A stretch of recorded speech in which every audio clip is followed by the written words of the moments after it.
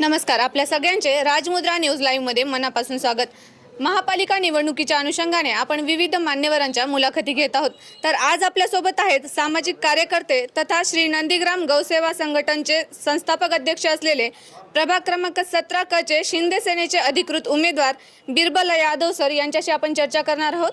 नमस्कार सर. नमस्कार ताई. सर, आपण आतापर्यंत केलेले सामाजिक कार्य काय आहेत त्याबद्दल आम्हाला थोडासा आढावा द्या. नमस्कार, मी बिरबल बिरजी यादव प्रभाग क्रमांक 17 क मधून शिवसेनेच्या अधिकृत पॅनलचा उमेदवार आहे. माझं सामाजिक काम तर काय ताई माझ्या वडिलांपासून चालू आहे. मी नंदीग्राम गौसेवा संघटनेच्या माध्यमातून आम्ही नांदेडमध्ये गौसेवेचं काम करतो. शहरामध्ये कुठेही कोणत्याही गौमातेला काही इजा झाली असेल तर आम्ही त्याचं ट्रीटमेंट फ्रीमध्ये करतो. आम्ही कोणाकडून पैसे मागत नाही, काही नाही आहे. व माझी 150 लोकांची एक टीम आहे. दर रविवारी नांदेडला खडकूत गौशाळा येथे आम्ही गौसेवा करत असतो. दुसरा विषय असा आहे की माझी एक स्वतःची एक आमचा ग्रुप आहे, पवित्र माँ गोदावरी स्वच्छता अभियान ग्रुप. या माध्यमातून गत 8 वर्षापासून गोदावरी नदी पात्रामध्ये जे 26 नाले सोडण्यात आलेले महानगरपालिकेच्या माध्यमातून त्या नालेच्या विरोधात आम्ही आंदोलन करत असतो. व असे माझे बरेच सामाजिक कार्य आहेत. खूप छान सर. तर सर, यासोबतच स्ट्रीट लाईन, कचरा व्यवस्थापन आणि पाणी या संदर्भातल्या ज्या समस्या आहेत आपल्या भागात त्याबद्दल काय आपल्या उपाययोजना असणार आहेत? बघा, नगरसेवकाचा अर्थच असतो की न म्हणजे नळ, नाली, ग म्हणजे गटार आणि अशा अशा जे आहेत नगरसेवकाचे काम असतात. र म्हणजे रस्ते. तर त्या माध्यमातून माझं काम आहे. आपलं प्रथम कर्तव्यच हे असतो की समाजामध्ये असलेली घाण साफ करणे, कचरा साफ करणे, समाजामध्ये त्या लोकांना जाणणे, विचारणे, नाल्या साफ करणे, हे कचरा उचलला लावणे, यांना काही घरातून हे काम करायचं नसते. हे करते मनपा प्रशासन. फक्त नगरसेवक मीडिएटर असतो. मीडिएटरने हे काम करायला पाहिजे.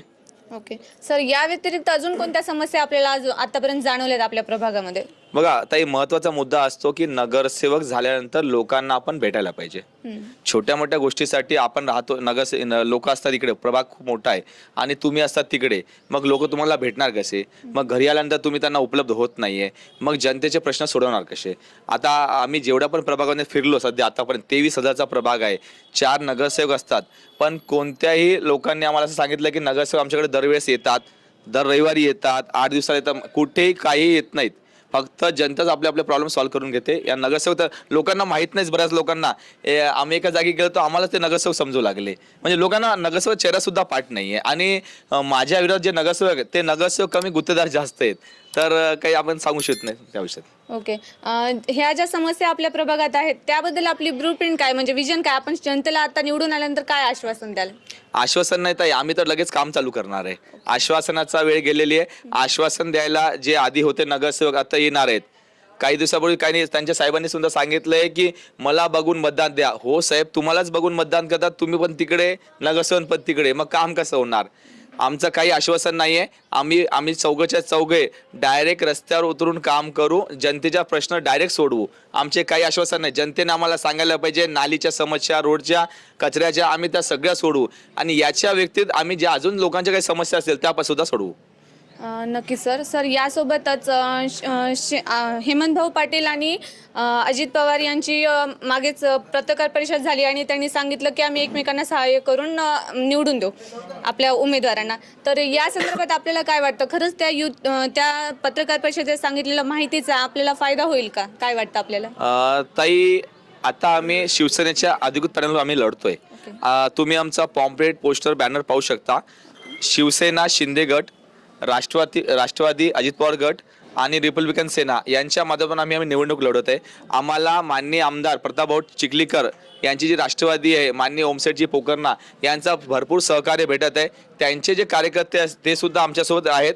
आम्हाला काही तकलीफ नाही आहे. ही युती 100% आमच्यासोबत आहे. ओके. सर, यासोबतच जे माजी नगरसेवक होते, तुम्ही म्हणताय की त्यांनी नंतर भेटच दिली नाही इथे येऊन, तर तसे जे नगरसेवक आहेत त्यांना, किंवा आता आपल्याला वाटते की ज्या समस्या राहिलेल्या आहेत त्याबद्दल आपण कसं बघणार आहात त्याकडे? ताई देखो, बघा, मी तुम्हाला सांगतो, मी म्हणतोय उमेदवार आहे म्हणून तुम्ही मानू नका. आजपासून 3 दिवसापूर्वीच्या दैनिक प्रजावाणी पेपर काढा. त्या वृत्तमानपत्रामध्ये तुम्ही एक बातमी वाचा. सोमेश कॉलनीच्या नागरिकांनी, आम्ही नव्या, सोमेश कॉलनीच्या नागरिकांनी त्या मतदानावर बहिष्कार टाकला. म्हणजे तुम्ही विचार करा की ही वेळ आपल्याला का आली. लोकांनी मतदानावर बहिष्कार टाकणे म्हणजे लोकांच्या सीमेचा पूर्ण अंत झालेला आहे. म्हणजे प्रभागमध्ये नगरसेवक येतच नाही, त्यांना काय काय समस्येला सामोरं जावं लागतं हे त्या सोमेश कॉलनीवासियांना माहीत आहे. तुम्ही एकदा त्या लोकांकडे जा, त्यांना विचारा त्यांना किती त्रास झाला असेल या गोष्टीचा की त्यांना बहिष्कार टाकावा लागला. म्हणजे नगरसेवक तिकडे येतच नाहीये आणि सगळेच्या सगळे 100% सोमेश कॉलनीवासी हे टॅक्स पेअर आहेत. मग टॅक्स पेअरला आपण सुविधा देऊ शकत नाहीये, आपण मीडिएटर आहोत, आपण त्याच्यावर पोचू शकत नाही, आपण आपल्या फक्त गुत्तेदारीमध्ये व्यस्त आहे. मग जनतेचे काम कसं होणार ताई? रस्त्यावर उतरावं लागेल ना लोकांसाठी. तुम्ही मताची भीक मागायला आज 5 वर्ष लोकांमध्ये यायलेत, मग नंतर ते आपले मतदार आहेत, आपले राजा आहेत ते. आणि दुसरी गोष्ट म्हणजे मी आता भारतनगरमध्ये आहे.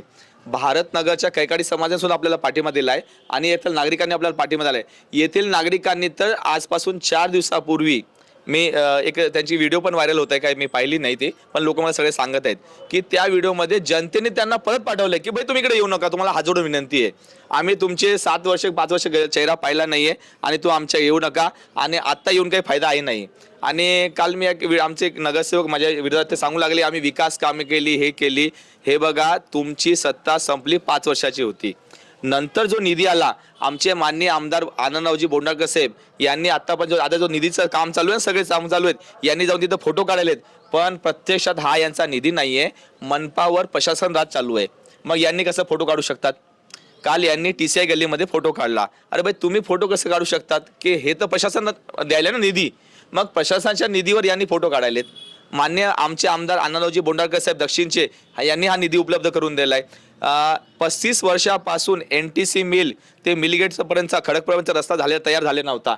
मी माननीय आमदार साहेबांकडे गेलो, त्यांनी आम्हाला ताबडतोब 6 महिन्यामध्ये निधी दिला व आता रोड एकदम 100% एकदम कंप्लीट झालेलं आहे. हे आमच्या बोंडाळकर साहेबांची विजय आहे. ओके सर, तर एवढं आपण सांगितलं, तर त्या हे पण सांगा की माजी नगरसेवकांनी जे काम केलं त्याला आपण 10 पैकी किती मार्क द्याल? ताई बघा, परीक्षेमध्येच नाही येत ते, तर त्यांना काही द्यायचा विषयच राहिला नाहीये. त्यांना काही मार्क वगैरेचा विषय नाहीये. अच्छा, मार्क देणार आम्ही नव्हतो, मार्क देणार जनता आहे. ज्यांच्या जनार्दनाने त्यांच्यावर बहिष्कार घातला, सोमेश कॉलनीवाल्यांनी, भारतनगरवाल्यांनी त्यांना प्रभागातून हाकलून दिले, म्हणजे जनता किती मार्क द्यायली त्यांना हे तर पश्चात तुम्हाला उदाहरण आहे. आता मी काही सांगण्याची इच्छा नाही. आणि येत्या 15 तारखेला माझी सगळ्या महानगरपालिकेच्या सर्व उमेदवारांना, जनतेला विनंती आहे की भरघोस मतांनी शिवसेनेच्या अधिकृत पॅनलला, राष्ट्रवादीच्या अधिकृत पॅनलला मतदान करा व विजयी करा. नक्कीच सर. तर सर, महापालिका निवडणुकीच्या अनुषंगाने आता मतदान करणाऱ्या मतदारांना आपण काय आवाहन कराल? आता बघा, तुम्हाला सांगू इच्छितो की चिन्ह बदललं आहे, फक्त चेहरे तेच आहेत. आपण चिन्हाला नाही वैतागलो या लोकांना. हेच फक्त लोक पण बदलून टाका आणि त्यांचं चिन्ह त्यांच्या घरी पाठवा.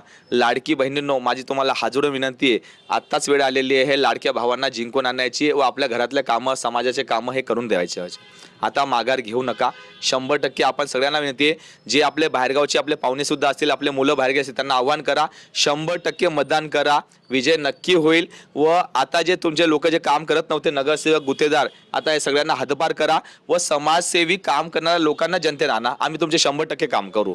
माझी जनतेला एवढीच विनंती आहे, प्रभाग क्रमांक 17 मधून ज्योतिताई महेंद्र खेडकर, प्रभाग क्रमांक 17 मधून गिल हरमिंदर कौर रणजित सिंग, प्रभाग क्रमांक 17 मधून बिरबल बिरजू यादव व प्रभाग क्रमांक 17 मधून रवींद्र सिंगजी बोंगई यांना भरघोस मताने विजय करा. व जिंकून आल्यानंतर आम्ही हार तुरे घेणार नाही. दुसऱ्या दिवशीपासून आम्ही कामाला लागू याची तुम्हाला मी ग्वाही देतो. 15 जानेवारीला दाखवून द्या की महानगरपालिकेवर आपल्याला भगवा फडकवायचा आहे. धन्यवाद सर, आपण आम्हाला वेळ दिलात. तर हे होते बिरबल यादव सर, ज्यांनी आपल्याला सविस्तर मार्गदर्शन केलेलं आहे आणि त्यांच्या प्रभागातील समस्यांवर ते काय उपाययोजना करणार आहेत याबद्दल देखील सविस्तर चर्चा केली. पुन्हा भेटूया पुढील भागात. तोपर्यंत पाहत रहा राजमुद्रा न्यूज लाईव्ह. धन्यवाद.